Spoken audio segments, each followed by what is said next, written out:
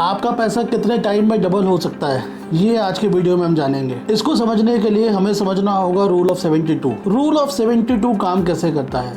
Rule of 72 को apply करने के लिए आपके पास केवल इतनी जानकारी होनी चाहिए कि आपने जो पैसा इन्वेस्ट किया है उसकी सालाना रिटर्न कितनी है, रेट ऑफ इंटरेस्ट कितना है, रिटर्न ऑफ इन्वेस्टमेंट कितनी है। फॉर एग्जांपल अगर सेविंग अकाउंट की बात करें, सेविंग अकाउंट में अगर आपने पैसा जमा किया है तो सेविंग अकाउंट आपको सालाना देता है 4% पैसा, 4% रिटर्न, यानी कि एक साल में आपको 4% पैसा बन के मिलेगा। रूल ऑफ 72 के हिसाब से आपको क्या करना है, 72 को आपकी रिटर्न से डिवाइड करना है। यानी आपके केस में, सेविंग अकाउंट के केस में 4% का रिटर्न आता है। जब मैं उस 4% को 72 से डिवाइड करता हूं तो आंसर निकल के आता है 18।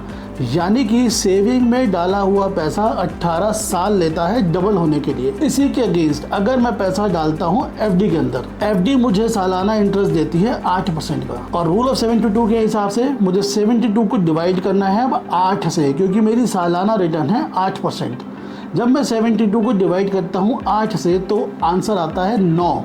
यानी कि एफडी में डाला हुआ पैसा आपको 9 साल के अंदर आपका पैसा डबल करके देता है।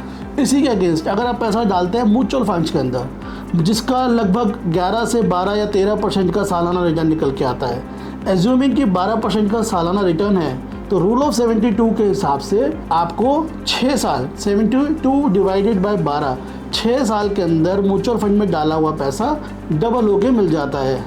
इसी तरह आप जहाँ जहाँ पैसा लगाना चाह रहे हैं, आप उसकी ईयरली रिटर्न देखें, आप उसका ईयरली रेट ऑफ इंटरेस्ट देखें, उसे 72 से डिवाइड करें।